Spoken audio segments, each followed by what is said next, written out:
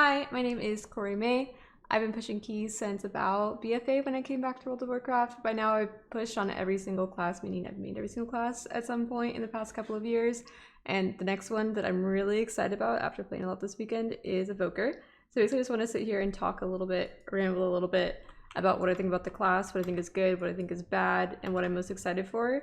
I spent a lot of time playing it this past weekend. I really dislike to be able to get weekends to test things because I don't get to test it as much as I want to. However, after this weekend's testing, and I've tested everything except for Resto Shaman by this point, taking turns every single weekend, I am the most excited to play Evoker, which is why I wanted to make this video first. Okay, so the first thing that makes me really excited about Evoker is I think their kit, more than anything. When I raid tested with it, because I did do a couple of days of raid testing with it, it didn't feel very good. In raid, they do have really good potential. I'm not saying they're bad in raid, definitely not saying that. What I am saying is that a lot of their kit does seem geared toward the 5-man group. Like their major spells like Spirit Bloom and Dream Breath are both targeted to only cap out at like healing 5 targets. Rewind, which is like the same thing as like a Mistweaver's Revival, also does double healing in a 5-man group the same way that Tranquility or Divine Hymn does. And there's just a bunch of other stuff like with like DPS, like big AoE, like burst AoE that doesn't require like a lot of like active uptime to do DPS, and also a small amount of conversion of damage to healing as well. Not really in the traditional sense, like what you see with like Holy Paladin and Disc Priest, but I don't really think it's that far off. So anyways, I want to show you a couple examples of, I guess, like good moments where you can see them doing like good healing and good damage, just to kind of like preface what I'm talking about before I talk about like talents and like spells and that kind of stuff. Okay, so this is my first example of how much like good like raw throughput that I think an Evoker can do. So there are these mobs in here called Tempest Channelers. There's one, this is in Ruby Life Pools. So there's one right here, there's like one on the bridge, and then there's one at the end, and it's basically a mini boss, and the mini boss one does the most damage with its lightning storm. So that's the one you're like most spooked about. So normally you would take time between each one to let your group top up and get ready for the next one. It's kind of hard on your healer having to heal 3 of these mobs back to back.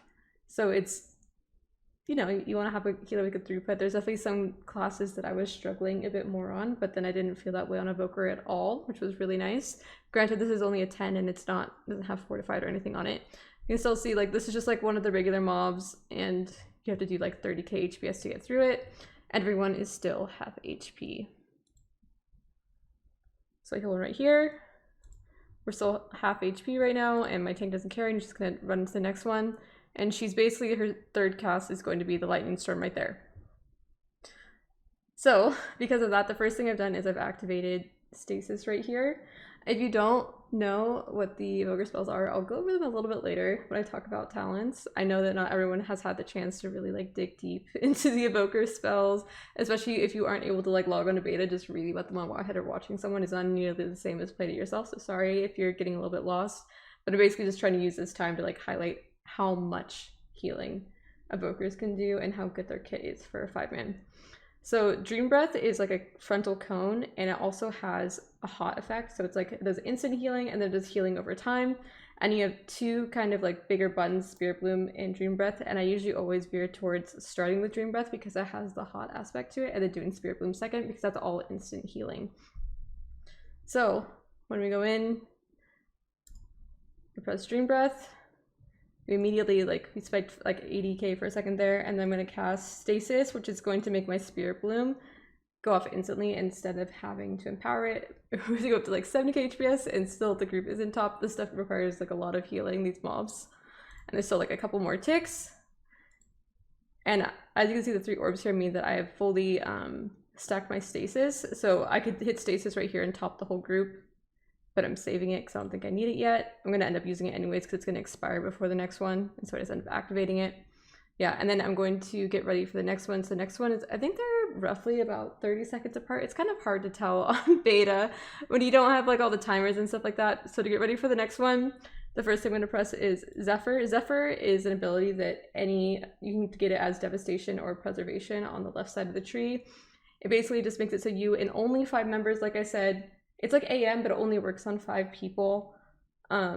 It just seems like this whole class is kitted towards Mythic Plus, weirdly enough, which isn't something I was expecting from Blizzard.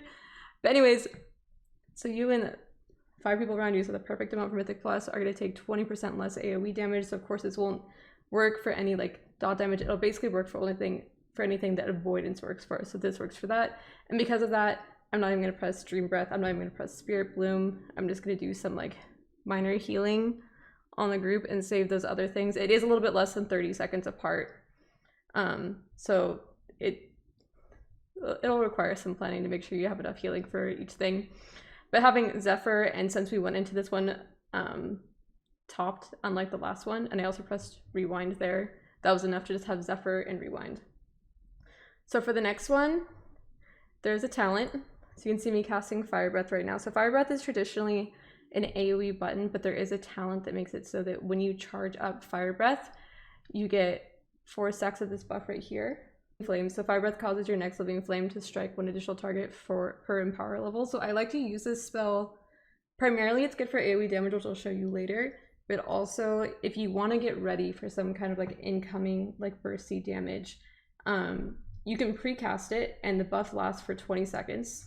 So you can see up here that I have 4 stacks and they're lasting for 20 seconds at the end of this Fire Breath. So the next living flame that I cast is going to cleave 4 times. So it's gonna, if I cast it on myself, it's gonna hit myself, it's gonna hit 4 of my allies. So like if there's like some upcoming damage that you want to like prep for, it's like something good to cast it so you have like burst healing upcoming, because like even though like you can't like precast your like Dream Breath or Spirit Bloom and stuff like that, it's just another way to kind of prep your healing so that you're ready for the next amount of damage that comes out. So the next lightning storm that comes out, like I said, I don't have timers. When you have timers, you probably would just take the time to like precast the Dream Breath and then save the living flame thing for like maybe like halfway through or something. But because I don't have timers, I don't know the exact timing. The first thing I'm going to do as soon as it comes out is I cast my living flame, and you saw that it like cleaved on everyone there. And then normally then I would like start casting like Dream Breath and Spirit Bloom and like all the other kind of stuff, however the mob just dies. So that's like one good example, I think, of everything inside of like a Evoker toolkit to have to heal a lot. So that was like 40k HPS over like not quite a minute and a half and stuff like that, without having to like expend too many resources or getting too spooky and stuff like that.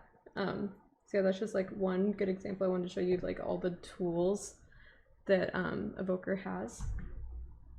And then I also want to show you guys like an example of how much damage they do, because like in that instance I was doing that much damage because that was like mostly like a pull where you have to like focus on healing, but there are other pulls where like you're focused on both and you can do really good damage while doing really good healing at the same time. So this is in Alcathar Academy. This is before, I mean you can do the bosses in any order, it's just before like the little void boss.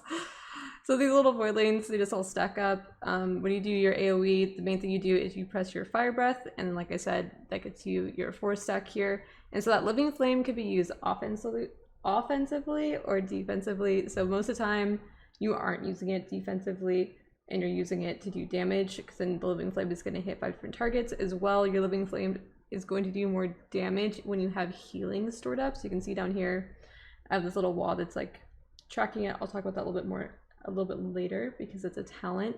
But basically you just want to make sure that you have like enough healing stored in there. It's kind of like a mini cloud burst but for your next living flame, and it's only for your damaging living flame, so you don't have to read it when you're healing. And then you press it and you can see that we spike up to we're almost past the other evoker for a second. And then I just wanted to show you that like even though like now I'm going to have to, like these little circles are going out, so I'm going to have to be healing a lot.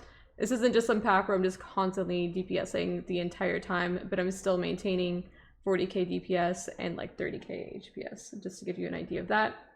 If you're able to just like purely DPS, you can do a little bit more. Okay, so this is another example from the same dungeon where basically there's birds that are going to spawn on these little things. So you're going to see before they even spawn, I'm like charging up my Fire Breath. Gonna do that, gonna hit the living flame. We're doing over 100k damage.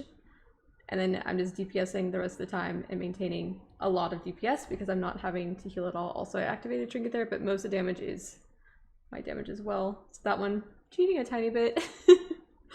But just to show you that until it gets down to the single target and I lose to the enhancement shaman in the end, this class can do a lot of damage. Okay, so next part I kind of want to touch on are the talents. So this is basically the build that I've been enjoying. I think most people that have been playing Mythic Plus have been playing something similar to this. For the most part, this sits like a lot of the other healer trees do, where there's a couple of like really obvious nodes that are like for raid, and then usually there's a couple that are for keys. In this case, this is the only one that's really for keys, so it makes it kind of simple. So Preservation Evoker has two basic spells. There's green spells and there's bronze spells. You're mostly taking all your talent points towards the bronze ones in Mythic Plus, because that's mainly geared towards like reversion and echo. So reversion you can kind of think of as being like rejuve, I guess is the best way to put it, except it also has the effect where it like undoes some of the damage. And then echo is like the only like kind of like single target spell that you can cast your essence on. So the two main things that or three main things you're casting essence on instead of a key. You could spend it on your Emerald Blossom. This is like the main spell that does a lot of healing for you in raid, is the Emerald Blossom. You can also spend it on damage if you want to use Disintegrate. I have to wait for my thing to recharge. And then the other spell that you can use it on, which is like the bronze spell you can use it on, is Echo. So they just recently buffed Echo, I want to say, it was before this last weekend, to make it an instant cast. And so it's really helpful for any single target healing you need to do inside of a key. I think one of the biggest, I don't want to say like mistakes or problems because it's beta, like who can say that? But like a lot of people say, oh, I don't feel safe with an evoker inside of keys, especially like I think like they kind of do lack a little bit in tank healing if you aren't being conscious of it. And I think most of the time it's because I see evokers just passively pressing Emerald Blossom, which Emerald Blossom isn't budgeted to be towards healing one person. It's budgeted like baseline to be healing towards 3 people, and then there's another talent that makes it so it heals 2 other people. So it's not really good as a single target spell, and you'll do a lot better most of the time pressing Echo instead of keys. And maybe I'll get into that more later on. But back to what I was saying. This right side of the tree, mostly for Mythic Plus. This left side of the tree, mostly for raid. There's only 2 talents over here that you really do want to make sure you're getting. And that is Power Nexus and Font of Magic. So Power Nexus makes it so your maximum essence is increased to 6. And then Font of Magic increases your the amount that you're able to empower your spells by 1. So because you have to get to these 2, you also have to take this. This is also a decent talent, Call of the Sarah. Really good if you're paying attention to it before some big damage event so that your next Dream Breath can be really big. Or, like I was saying earlier, if you're going to have your Living Flame heal. So you do that. Let's see how big our Living Flame can get to. A 72k Living Flame, a 72k flame. Living Flame cleaved on your entire group is basically half of a lay on hands on your entire group. A little bit more than that. Anyways. The main purpose of going on this right side is you do want to make sure that you're getting down here to Stasis. Stasis is a good amount of burst healing, and then also Timeless Magic is pretty good reversion, time dilation, and Echo lasts 30% longer. I just told you a little bit about Echo and reversion, and then time dilation up here is basically the closest thing we have to like a bark or like a Blessing of Sac. You can basically think of it like the same way that like you cast Blessing of Sac on, or I shouldn't say Blessing of Sac. I should say like when you use the Light of the Martyr Lego and it makes you take the damage over 5 seconds instead of instantly. That's basically what this is doing for whoever you cast it on, and it's only on a minute CD. It's kind of hard to find the talent points right now in my build to get down here. It is possible. There's like 1 talent point for the most part in this build that I think you play with, and it's the one that I had right here in Time of Need. So I like this spell. When you are ally fall below 20% health, a version of yourself enters your timeline and heals them for 30,000 damage, and it can occur like every 90 seconds. So I've seen a lot of people actually playing over here and taking the extra 15% inside of Dream Breath. It is really nice. Dream Breath is a lot of your healing in a key. However, I do find like the emergency, like I don't have to do anything heal to save that person to be more useful than having a button that already does a lot of healing, just doing 15% more healing. Alternatively, you could put it up here and make time dilation stronger if you're worried about your tank. Something else I looked at was maybe playing Ouroboros, and it just doesn't really make sense because you'd usually cast Echo before damage goes out, not after, and this would suggest that you're casting it after you cast your other spells, so not really something that I think is gonna be good, but I could be proven wrong pretty easily, I'm sure. As far as the left side of the tree, your talent points are also kind of stretched thin over here. Like I feel like there's like a couple points around here that I think you can move without it being that big of a deal, and there's plenty of room to play, I think, over here. Whereas on this side of the tree, I don't think there's a whole lot of room to play because there's like two things you really want, and one of them is Leaping Flames. Like you need this to do your damage and healing, and then also Zephyr is going to be like really useful mostly on bosses. So maybe on Tyrannical Week it's not so important you get here and you can give up these points on, this is basically just like another defensive Renewing Blaze. This is something I'm actually pretty bad at pressing. I need to get better at pressing that one.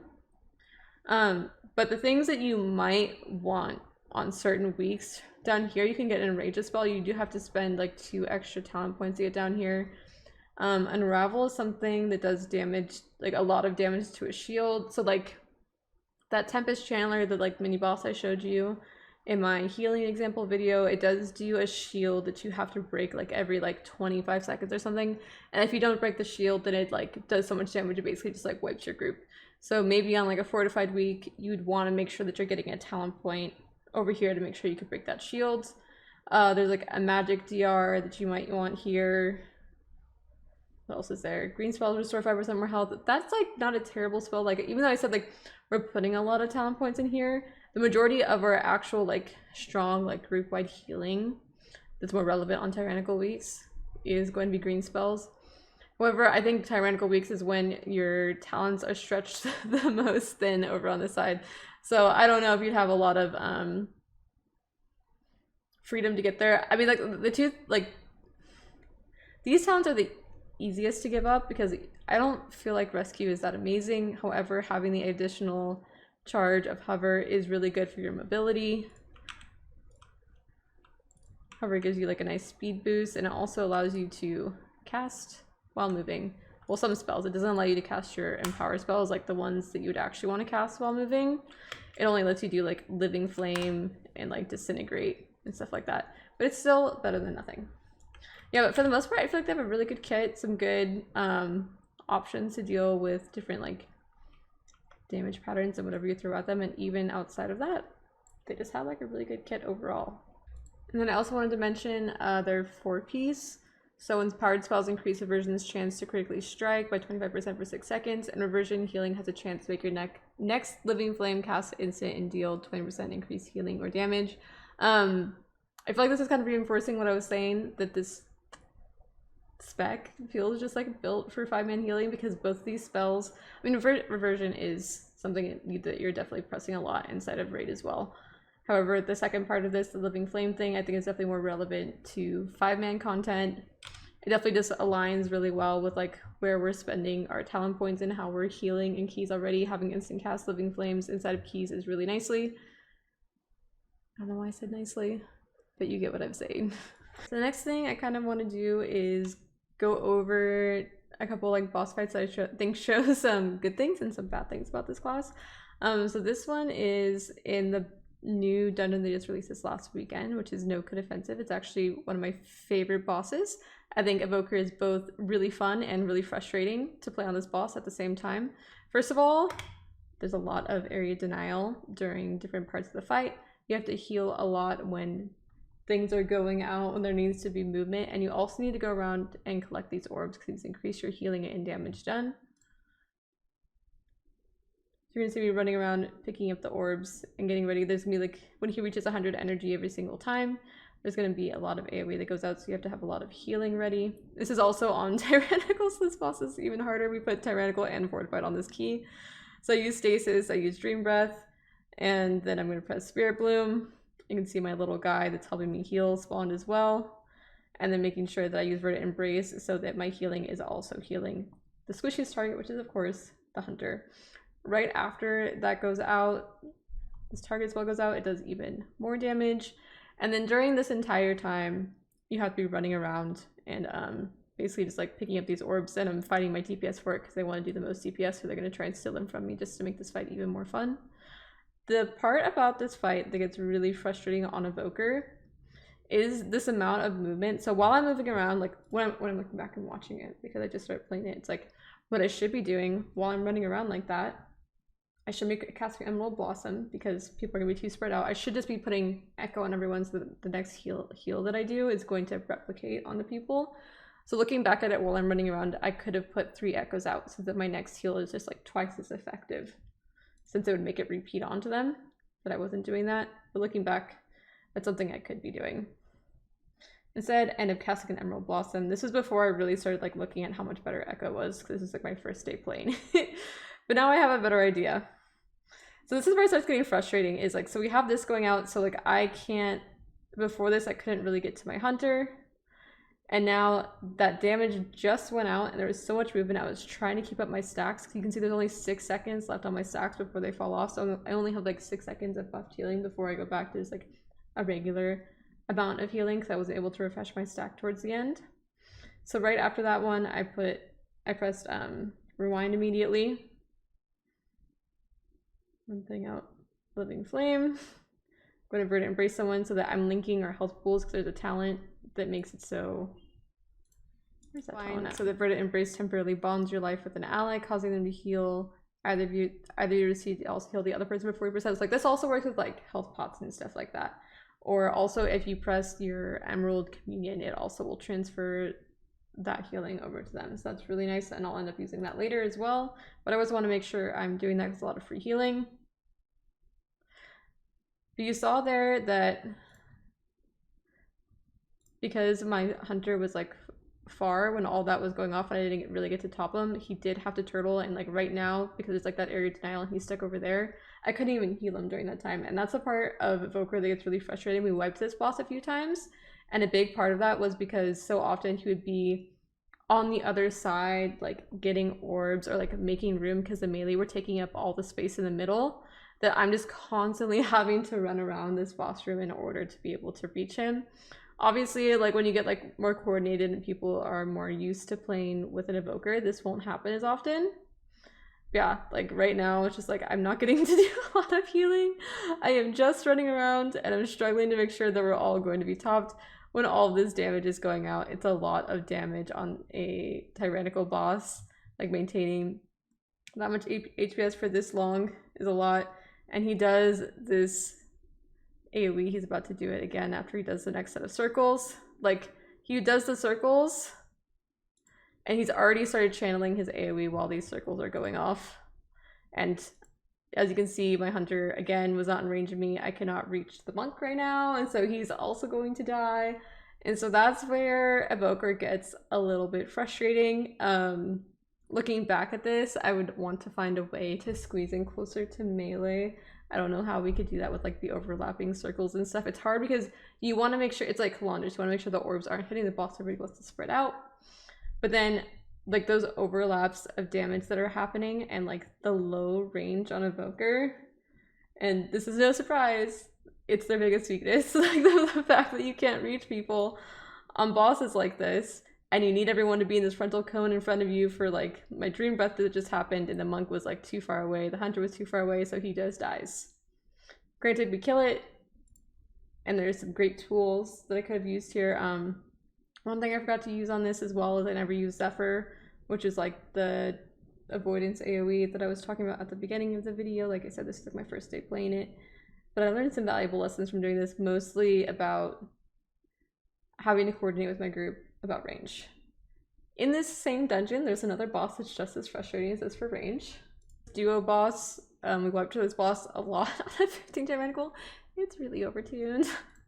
But there's a lot of area of denial in this boss fight if you've seen it before, and it constantly pushes you back. And when you don't have, like, it's one thing if you're a melee healer to be like, oh, in Mistweaver, I want to hit the boss, but if I can't hit the boss, I at least have spells that go, you know, 40 yards of range, so I can at least heal my allies. But like when you're Preservation, like not only can you not hit the boss, but you also can't heal your allies all the time, and I'll show you what I mean in this fight. So before we pull, you're gonna see me. I'm gonna like pretty sure I pre-echo everyone in a fight like this because I'm starting to get the hang of it. Yeah.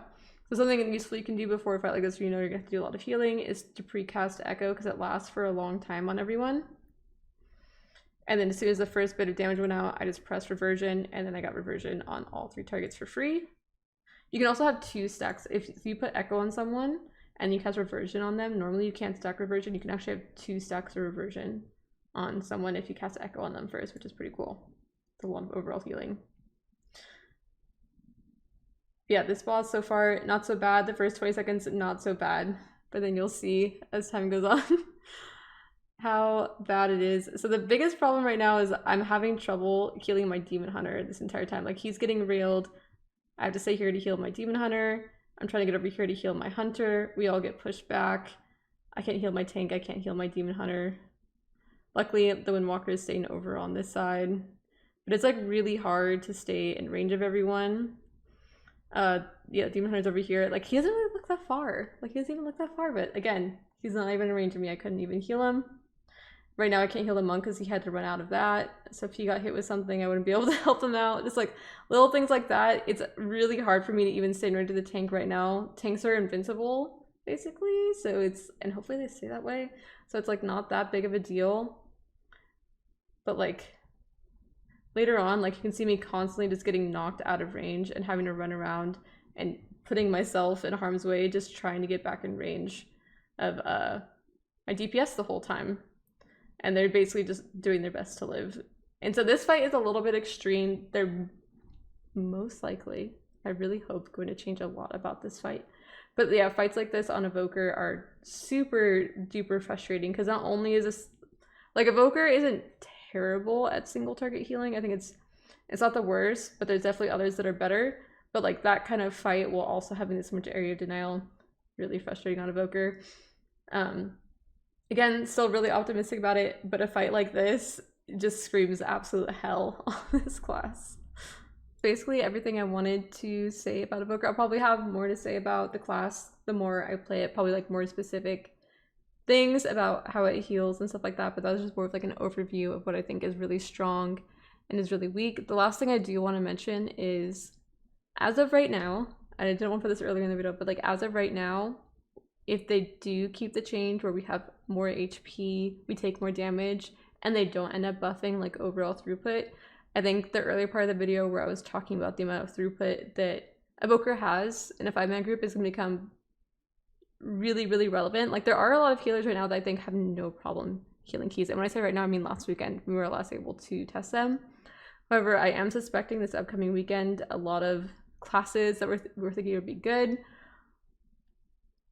I don't want to say any of them yet until I test them, but there are a couple that I'm thinking of that I thought would be really good, and now I'm thinking are going to be a good bit worse, considering how much more throughput you're going to need to get through some of these bosses and some of these mobs if they keep these changes the way they are, without buffing any throughput for these classes, especially with some of like the nerfs that just happened.